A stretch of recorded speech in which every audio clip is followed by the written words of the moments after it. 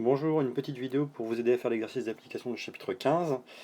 Alors dans cet exercice, la première question consiste à écrire les équations, les demi-équations plutôt, relatives à différents couples oxydant-réducteurs. Alors comme vous avez pu le voir dans la première vidéo ou dans le fascicule de cours, l'oxydant du couple va capter des électrons, un ou plusieurs, pour donner le réducteur du couple. Alors, premier exemple, le couple Fe2+, Fe. On va écrire cette équation. Alors, ce qu'il faut bien noter, c'est que dans la première question de l'exercice du chapitre 15, les équations, on vous demande de les écrire indépendamment de toute réaction chimique. C'est-à-dire que vous allez pouvoir les écrire dans le sens oxydant plus électron donne réducteur, ou dans l'autre sens réducteur égale oxydant plus électron. Donc, vous pouvez écrire l'équation dans un sens ou dans l'autre, peu importe. Ce qui ne sera pas le cas pour la question numéro 2 de l'exercice, où là, les équations seront en relation avec une réaction globale qu'il faudra écrire, et donc il faudra bien faire attention quand vous écrirez les réactions, de faire en sorte que les réactifs sont à gauche du signe égal. Donc si c'est le réducteur qui joue le rôle de réactif dans la réaction, il faudra écrire cette équation dans le sens inverse, c'est-à-dire le réducteur égale des oxydants plus des électrons.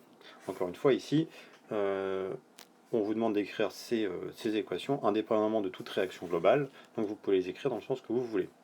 Alors, moi je vais écrire dans le sens qui est indiqué ici, c'est-à-dire que je vais prendre l'oxydant du couple. Alors, l'oxydant du couple pour Fe2 plus Fe, c'est Fe2 plus, puisqu'il est à gauche du slash. Donc, je marque Fe2 plus. Donc, je sais que c'est l'oxydant, donc par définition, c'est lui qui a les électrons, c'est lui qui les capte. Donc, je marque électron, je ne sais pas combien encore pour l'instant, égale le réducteur.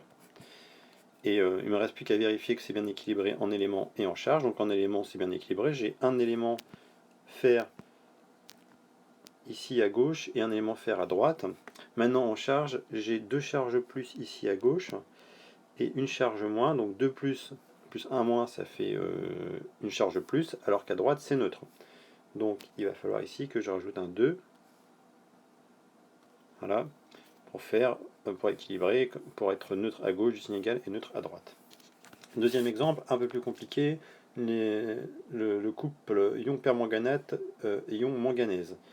Alors je l'écris pareil dans le sens comme dans le sens précédent. Je prends l'oxydant du couple, donc l'espèce qui est à gauche du slash, je lui rajoute des électrons mais je ne sais pas encore combien. Et puis je mets égal au réducteur qui est ici les ions Mn2+. Alors j'essaie de vérifier la conversion en éléments, j'ai bien un élément Mn manganèse à gauche et à droite, par contre je me retrouve avec des éléments oxygène à gauche alors que j'en ai pas du tout à droite. Quand il me manque des éléments oxygène, j'ai le droit de rajouter de l'eau. Pourquoi j'ai le droit de faire ça? Parce que toutes nos réactions se font en solution aqueuse, donc on aura toujours de l'eau de présente. Voilà, on peut retenir ça comme idée. Mais en rajoutant des molécules d'eau, du coup, c'est bon, j'ai rajouté des éléments oxygène. D'ailleurs, j'en avais 4 à gauche des éléments oxygène, donc j'ai rajouté 4 molécules d'eau pour avoir 4 éléments oxygène à droite. Mais par contre, on voit bien que j'ai rajouté des éléments hydrogène qui sont absents à gauche. Quand il me manque des éléments hydrogène, j'ai le droit de rajouter des ions H+. Alors pourquoi j'ai le droit de faire ça? Alors des ions H+, je vais déjà les rajouter. Parce que les ions H+, sont les ions qui sont caractéristiques des solutions acides. C'est les ions acides si vous préférez. Et les réactions, en général, on les fait en milieu acide. Si un jour une réaction doit être menée en milieu basique, c'est pas des ions H+, qu'on aura le droit de rajouter, mais des ions H-, mais alors là, ça sera indiqué dans l'exercice. Alors il me manque, à droite j'ai 8 éléments hydrogène, donc à gauche je vais en mettre 8 pour équilibrer, voilà. Et maintenant il faut que j'équilibre au niveau des charges, alors je vais faire le compte de ce que j'ai à gauche pour l'instant j'en ai moins 1 ici, moins 1 ici, et 8 ici, plus 8. Donc au total ça me fait ici, moins 1, plus 8 ça me fait plus 6.